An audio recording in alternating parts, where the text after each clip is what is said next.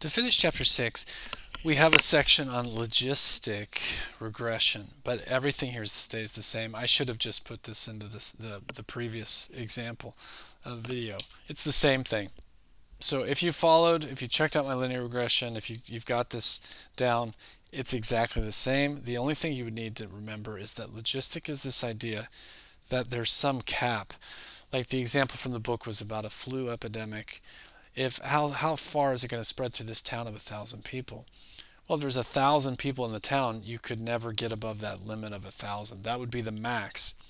So logistics will like plateau. They will reach towards this top and they can't go any farther. They're capped, makes this kind of crooked S shape here. But other than that, it's the same. So you would plot your data and you say, hey, I suspect logistic here. Then what I'm going to do is enter the x's in L1, the y's in L2. And then I would take a look at it if you want to see the stat plot. And you're just going to go back into stat and calc, but this time we're going to choose logistic. And it's going to give you the values, I believe, for A, B, and C on your output this time, which would allow you to calculate. So we're going to make year is going to be our x. Yeah, this is more typically this is how the other one should have done it.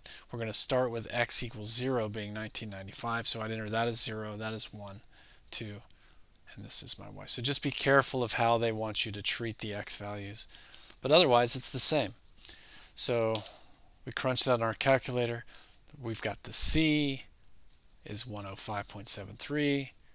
I've got the A here, and then the B was calculated to be that. Now remember, this is not perfect. It's the calculator doing its best job to fit logistic into the data that you've given to it. And let's see what else they got. So if it gives you a high R squared value, then there's evidence that so high would mean close to 1. This means there's pretty good evidence that your model is doing a good job of explaining the situation, and that logistic is a reasonable way to look at it, at the relationship. Okay, so we've got it graphed. What are we doing here? So they're asking, hey, what do you think would happen in 2013?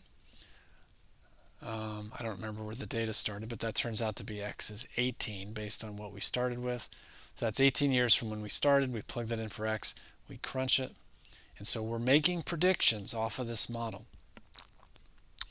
Okay, and then lastly, what's our limiting value? Well, our limiting value was the value of C, if you remember how logistics work. This number on top is the limit.